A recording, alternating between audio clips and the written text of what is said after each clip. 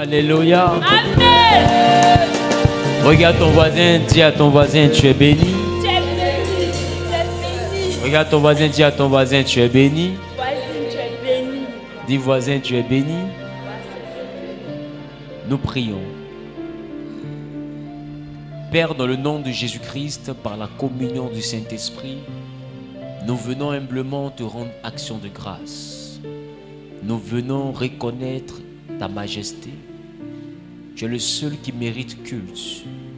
Tu es le seul qui mérite adoration. Tu es le seul qui mérite contemplation. Et tu es le seul qui mérite élévation. Reçois notre reconnaissance pour toute cette semaine. Il t'a plu de nous garder. Il t'a plu de veiller sur nous. Oh, combien de fois nous sommes reconnaissants. Aucune intelligence, aucune sagesse en nous ne réclame la grandeur ni la gloire de ce que nous avons vécu durant cette semaine. Quand nous regardons l'enchaînement des événements et la manière dont tout s'est produit, nous ne pouvons que déduire une chose, c'est que tu as été avec nous. De lundi jusqu'à aujourd'hui, tu as été avec nous. Seigneur, nos véhicules n'ont pas fait d'accident, pas parce que nous sommes prudents, mais parce que tu as veillé sur nous. Seigneur de la gloire, nos maisons n'ont pas brûlé, pas parce que nous sommes prudents, mais parce que tu as veillé sur nos maisons. Nous sommes reconnaissants pour nos enfants que tu as envoyés à l'école et que tu as ramenés sains et saufs. Nous sommes reconnaissants pour nos vies que tu as fait sortir vers le travail et rentrer paisiblement à la maison le soir. Seigneur, nous sommes reconnaissants encore pour la vie que tu poses encore en nous aujourd'hui. Tu es le Dieu des vivants, tu n'es pas le Dieu des morts. Alors reçois notre action de grâce. Car il t'a plu de nous compter en ce dimanche au nombre des vivants. Seigneur, que ton nom soit loué. Par les acclamations, nous te célébrons. Nous t'exaltons. Nous te disons merci au Dieu d'Abraham. Nous te disons merci. Nous sommes reconnaissants. Nous sommes reconnaissants. Nous sommes reconnaissants. Reçois notre action de grâce. Reçois notre action de grâce. Reçois notre action de grâce. Reçois éternellement notre gratitude. Que l'honneur et la gloire te reviennent. Dans le nom de Jésus, nous avons poussé des cris de joie pour glorifier le Père.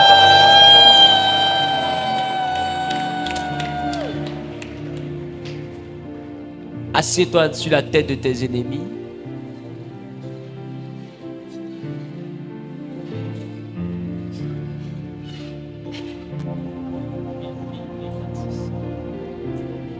Bonjour peuple de Dieu.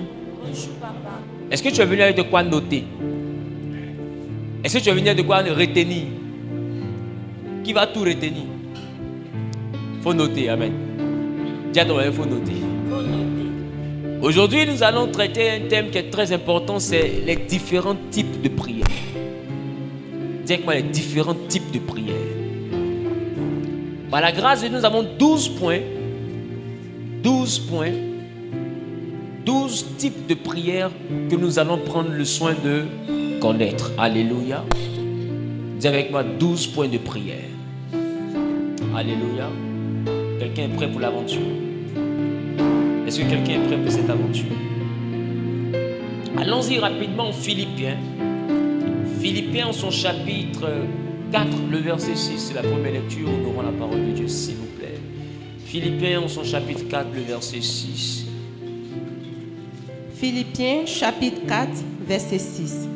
Ne vous inquiétez de rien, Ne vous inquiétez de rien, mais en toute chose, faites connaître vos besoins à Dieu par des prières et des supplications, avec des actions de grâce. reprends.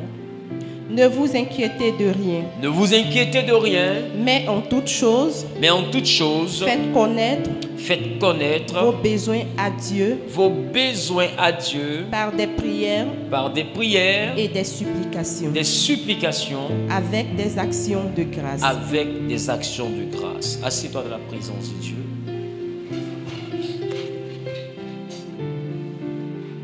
En Philippiens, la Bible nous dit de ne pas céder à l'inquiétude, mais de faire connaître, d'accord, de faire connaître nos besoins à Dieu par des prières, des supplications et avec action de grâce. Alléluia. Amen. Donc ça veut dire que peu importe ce que tu traverses, il y a une chose que tu dois avoir comme habitude et comme attitude, c'est de simplement être dans la présence de Dieu et de présenter ta situation à Dieu. Alléluia.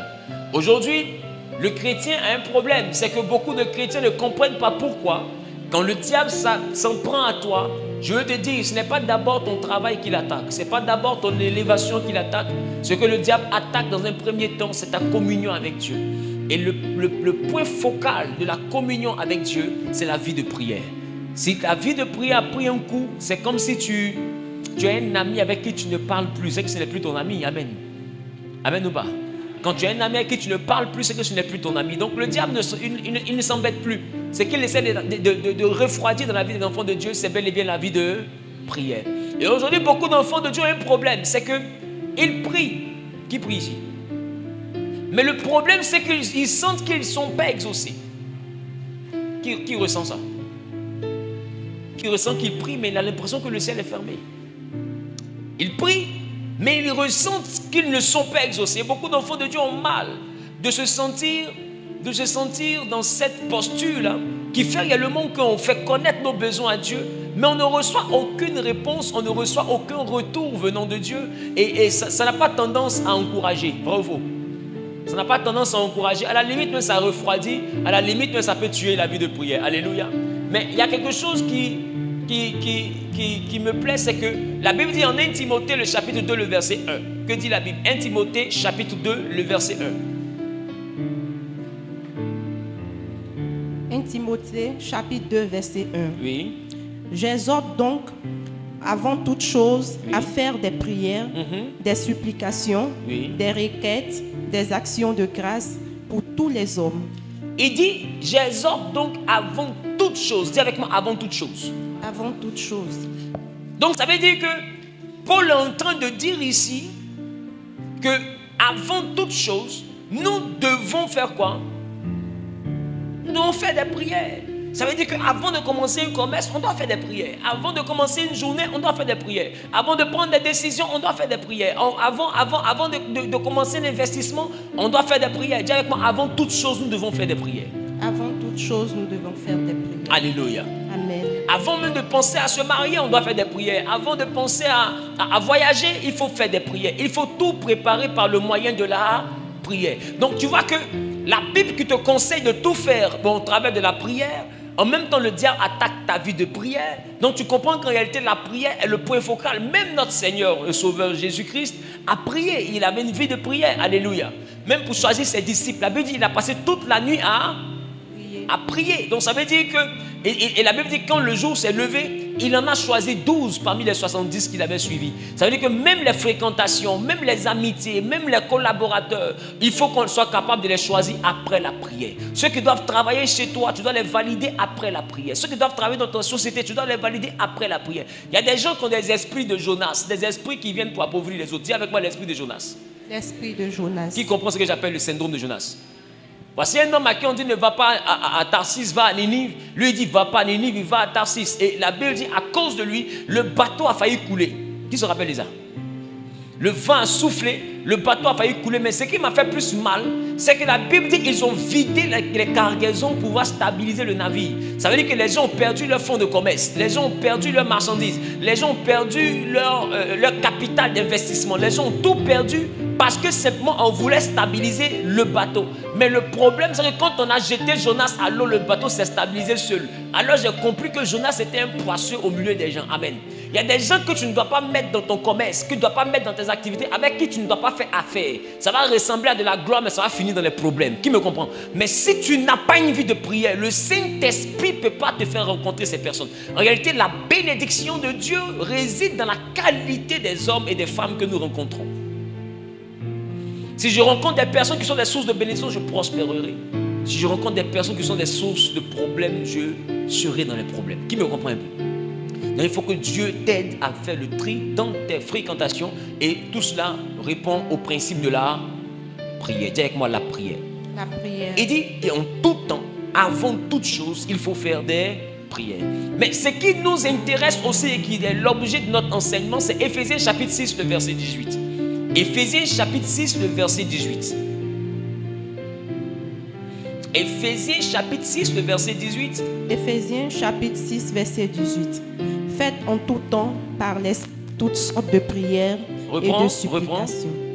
Faites en tout temps par l'esprit toutes sortes de prières et de supplications. Alléluia. Amen. Il dit faites en tout temps par l'Esprit toutes sortes de prières. Il dit avant toute chose, je vous exhorte à prier.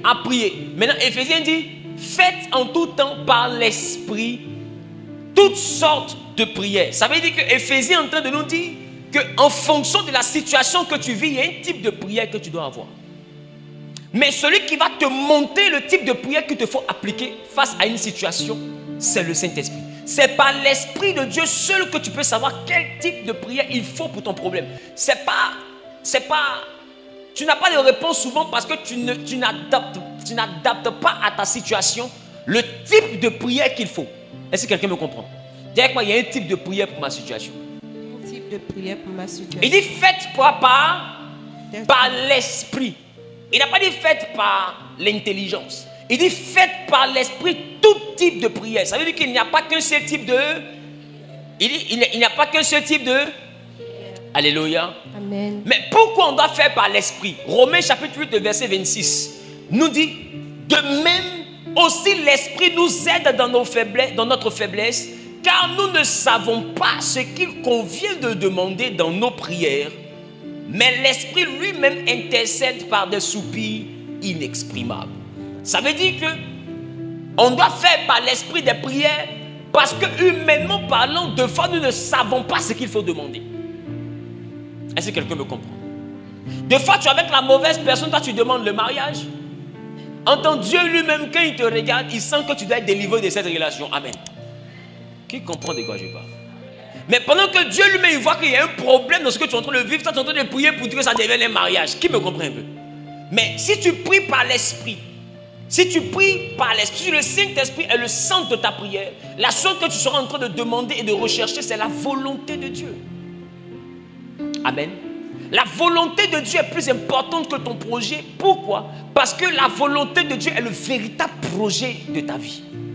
C'est la véritable raison pour laquelle Dieu t'a envoyé sur terre. Il y a un but, il y a un objectif pour lequel il te fait naître. Et cet objectif-là, en fonction du niveau auquel tu te trouves, il y a des besoins. Il y a des besoins que cet objectif-là génère. Et ces besoins-là, tu ne peux les constater, tu ne peux les réaliser, tu ne peux les comprendre que si tu es guidé par le Saint-Esprit. C'est la raison pour laquelle un enfant de Dieu qui ne connaît pas le principe de la prière par l'Esprit va prier par l'intelligence et aura une vie de prière remplie de frustration. Dis avec moi, je veux prier par l'Esprit. Je veux prier par l'Esprit. Le premier niveau de la prière que je veux prendre le temps de vous enseigner, c'est la requête. Dis avec moi la requête. La requête. Dis avec moi la requête. La requête. C'est quoi une requête? La requête consiste à exposer des besoins précis à Dieu au cours d'une entrevue. Amen. Au cours d'une entrevue. Donc, requête signifie une sorte d'entrevue ou de conversation avec Dieu. Donc, la prière par la requête, c'est une prière qui se veut être précise. Amen. Regarde par exemple, qui a déjà recherché quelque chose dans son portable, dans son répertoire. Qui a déjà recherché un numéro dans son répertoire. En informatique, ce que tu fais, on appelle ça comment? Une requête. Mais pour retrouver le numéro, tu poses la question au portable, n'est-ce pas? En réalité, il y a un ordinateur de bord qui est censé retrouver ce que tu recherches. Mais si ta question n'est pas précise, est-ce que l'ordinateur peut te donner le numéro précis? C'est comme où tu es là, tu rentres dans ton répertoire et puis tu écris 07. Tout ce qui est 07 va sortir. Mais quand tu mets après 82, tout ce qui est 07 et 82 à côté va sortir. Quand tu mets 54, tout ce qui est 07 et 82 et 54 ça va sortir. Quand tu mets 41, s'il y a un seul 07, 82, 54, 41, c'est lui qui sort. Qui me comprend un peu? Donc ça veut dire que plus c'est précis, plus on se rapproche du but. Donc la requête doit être précise, elle ne doit pas être ambiguë. Alors quand la Bible dit faites des requêtes, ça veut dire il faut faire des demandes précises. De quoi tu as besoin? Et c'est là que la Bible dit demandez et vous recevrez. Allons dans le livre de Jean chapitre 16, le verset 24. Jean chapitre 16, le verset 24. Jean chapitre 16, verset 24. Oui. Jusqu'à présent, vous n'avez rien demandé en mon nom. Il dit jusqu'à présent, vous n'avez rien demandé en mon nom. Vas-y. Demandez et vous recevrez, afin que votre joie soit parfaite. Alléluia. Amen. Donc, la requête est faite pour demander. Dis avec moi, demander. Demandez. C'est dans la dimension de prière sous forme de requête qu'on demande. Mais on ne demande pas avec du flou. On demande de manière précise. De quoi tu as besoin? Le type de prière, c'est la requête. Et je t'ai dit, la requête, c'est un peu comme ce qu'on appelle une entrevue. C'est quoi une entrevue? Une rencontre, une réunion, une conversation. Non, c'est-à-dire que celui qui est dans la dimension de la requête prend la forme d'une conversation. Quelqu'un dit conversation. Quelqu'un dit conversation. Mais le problème avec la requête, c'est qu'il ne faut pas faire des demandes en fonction de ce que tes yeux ont vu.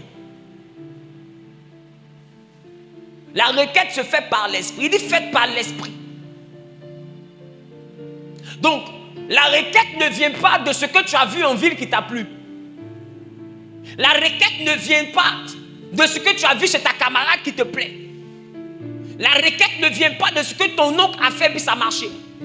Donc, il ne faut pas prier, il ne faut pas faire la requête par envie. Ne fais pas la requête 2 par convoitise des yeux. 3, ne fais pas la requête par orgueil de la vie. La prière ne vient pas pour essuyer tes frustrations. Amen ou pas? Ne fais pas la requête par orgueil de la vie. 4e point, ne fais pas la requête pour satisfaire les passions de ta chair. 1 Jean le chapitre 2 le verset 16. 1 Jean le chapitre 2 le verset 16. 1 Jean chapitre 2 verset 16. Si tu pries par l'envie, tu pries par la convoitise des yeux, tu fais la requête par l'orgueil, tu fais la requête par la passion de la chair, ne t'attends pas à ce que ce soit exaucé. Ne t'attends même pas à ce que ce soit exaucé. Parce que ce ne sera pas une prière par l'esprit. Donc on ne prie pas parce qu'on se voit en retard par rapport à un voisin. On prie pour que la volonté de Dieu se déploie dans notre vie. Dans la prière, ce n'est pas l'évolution de tes amis qui doivent être ta motivation. Beaucoup sont là quand ils échangent avec un homme de Dieu. Je ne sais pas pourquoi tout le monde à côté de moi c'est Marie, tout le monde travaille. Non, ne prie pas parce que tout le monde travaille. Tu n'es pas là pour être comme tout le monde. Tu es une version unique. Tu es une pièce unique. Dans tout l'univers, il n'y a pas 2 comme toi. Il peut y avoir quelqu'un qui se croit plus joli que toi, quelqu'un qui se croit moins beau comme toi, mais la chose qui est sûre, c'est que 2 comme toi, il n'y en a pas. Donc ça, déjà, sois rassuré, tu es unique. Si tu es comme tu es de manière unique. Tu es la seule pièce que Dieu a créée comme toi. Donc ne sois pas complexé par la vie de quelqu'un et ne laisse pas la vie de quelqu'un ni les résultats des autres influencer ta prière. Il ne faut pas prier dans le but de vouloir dépasser quelqu'un. Il ne faut pas prier dans le but de vouloir assouvir ton orgueil. Ne prie pas parce que tu as envie la position de quelqu'un. Ne prie pas dans la dimension de la requête parce que simplement tu as de la convoitise des yeux. Alléluia. Dis avec moi, on ne prie pas par convoitise. Ne prie pas par convoitise. 1 Jean chapitre 2 le verset 16 nous dit quoi? Car tout ce qui est dans le monde, la convoitise de la chair, la convoitise des yeux et l'orgueil de la vie, ne vient point du Père, mais vient du monde. Voyez? Il dit tout ce qui vient de ce monde, la convoitise de la chair, la convoitise des yeux, l'orgueil de la vie, ne viennent pas du Père, mais du monde. Dieu ne peut pas exaucer de telles prières. Si tu veux être exaucé, prie pour atteindre ton objectif sur terre. Prie dans le but réellement de demander à Dieu ce qui rendra ta joie parfaite. Mais ne prie jamais avec dans ton esprit la comparaison avec la vie de quelqu'un d'autre. La prière que tu commences à faire en ayant dans ton esprit le schéma de gloire, de prospérité, de bénédiction, d'équilibre de ton voisin est une prière qui n'est pas valide. Tu es en train de te disqualifier, tu es en train de perdre ton temps.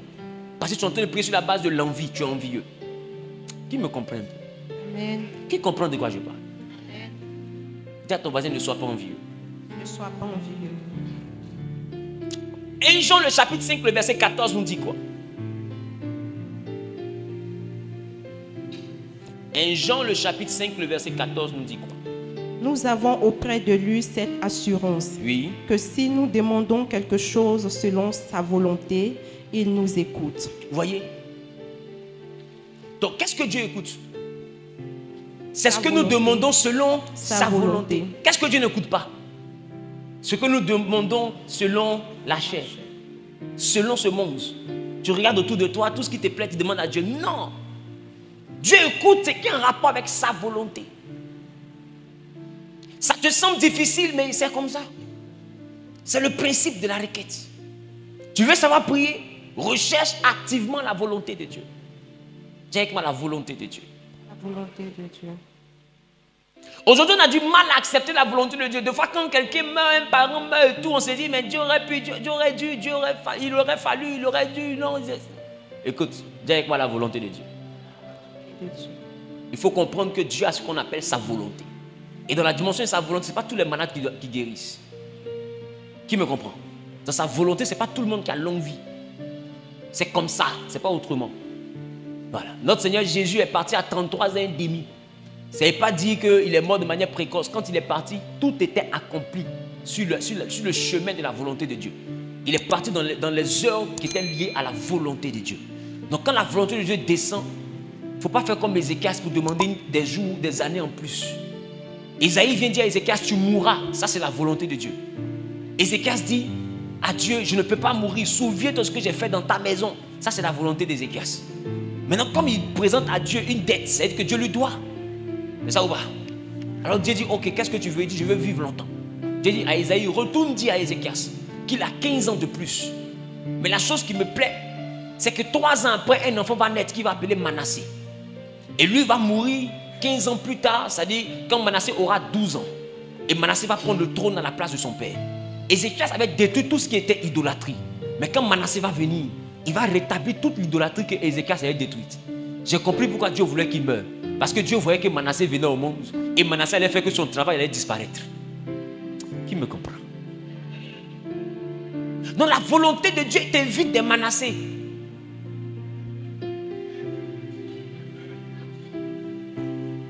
Quand tu pries pas en harmonie avec la volonté de Dieu, Dieu t'exauce. Mais il ne te délivre pas de la souffrance. Et il y a beaucoup de personnes qui rentrent dans la prière avec leur volonté. Seigneur, c'est lui là, je veux, c'est lui qui me plaît. Ok.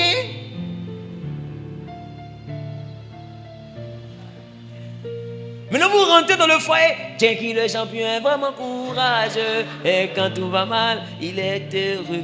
Box petit Jenky, tu as choisi ta vie. Seigneur, change-le. Pourquoi tu veux qu'on le change? C'est ta volonté qui s'est faite. Tu n'as pas demandé la volonté de Dieu. Qui me comprend un peu? Tu t'investis dans quelque chose. Mais quand on prend ton argent et puis les gars fuient, tu les appelles, ils ne décrochent plus. Tu dis non, Seigneur, il faut les obliger à payer. Mais si tu as demandé à Dieu avant de leur donner ton argent. Qui me comprend? Le problème, c'est qu'on ne demande pas la volonté de Dieu. Maintenant, quand ça chauffe, on cherche Dieu pour venir résoudre le problème. Dieu n'est pas notre nounou. Il n'est pas notre boy. On ne le paye pas. Il aime bien qu'on accomplisse sa volonté parce qu'il est souverain. C'est la raison pour laquelle ne t'investis pas et n'attends pas le secours de Dieu dans une affaire où tu as commencé sans sa volonté. Une chose dans laquelle il n'est pas l'alpha, il ne sera pas l'oméga de cette chose. Quand Dieu voit que tu commences sans lui, il te laisse terminer sans lui et puis il te laisse recommencer avec lui. Je reprends. Quand tu commences sans lui, il te laisse terminer sans lui et puis te faire recommencer avec lui. C'est-à-dire qu'il ne prend jamais une chose en cours. Qui comprend? Donc pour éviter les recommencements, il faut commencer avec lui. Sinon il va te laisser jusqu'à aller au bout, échouer et puis recommencer. Quand tu recommences avec lui. Et si tu recommences sans lui encore, il te laisse aller encore au bout. Parce qu'il ne peut pas être oméga d'une affaire où il n'est pas l'alpha. Je parle de bavarde. Bien, papa. On lit maintenant 1 Corinthiens chapitre 2, le verset 10 pour terminer la requête. Dis avec moi la requête. Dis avec moi la requête.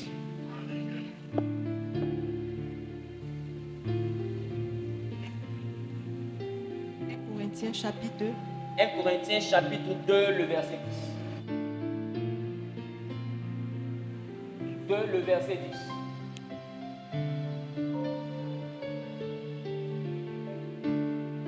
10. Corinthiens chapitre 2, verset 10. Oui. Dieu nous les a révélés par l'Esprit, car l'Esprit sonde tout, même les profondeurs de Dieu. Alléluia. Amen. Le verset 9 dit quoi? Mais, comme il est écrit, ce sont des choses que l'œil n'a point vues. Il dit c'est les choses que l'œil n'a pas vues. Vas-y. Dépêche-toi, s'il te plaît. Que l'oreille n'a point entendu. Que l'oreille n'a pas entendu. Et qui ne sont point montées au cœur de l'homme. Qui ne sont jamais montés au cœur de l'homme. Des choses que Dieu a préparées pour ceux qui l'aiment. Il dit ce que lui a préparé pour toi, l'œil n'a pas vu. L'oreille n'a pas entendu. C'est jamais monté dans le cœur de quelqu'un. Ça veut dire que même toi-même, tu n'imagines pas ce qu'il veut faire pour toi. Donc si tu n'imagines pas ce qu'il veut faire pour toi, c'est normal que tu ne saches pas quoi demander. Mais la Bible dit, ce que l'œil n'a pas vu, que l'oreille n'a pas entendu, celui qui nous fait connaître ça, c'est le Saint-Esprit, parce qu'il sonde les profondeurs de Dieu. Il est le seul qui peut aller comprendre, aller prendre dans le cœur de Dieu la dimension de gloire qu'il a réservée pour toi, et puis envoyer cela à l'existence. Sans le Saint-Esprit, ce que tu pries là, c'est du bavardage. Amen. Tu ne te connais pas. C'est pourquoi tu marches avec des gens qui n'ont pas ton niveau et tu es un combat inutile. Tu ne te connais pas. C'est pourquoi tu rentres dans des affaires qui ne sont pas la dimension de ton étoile.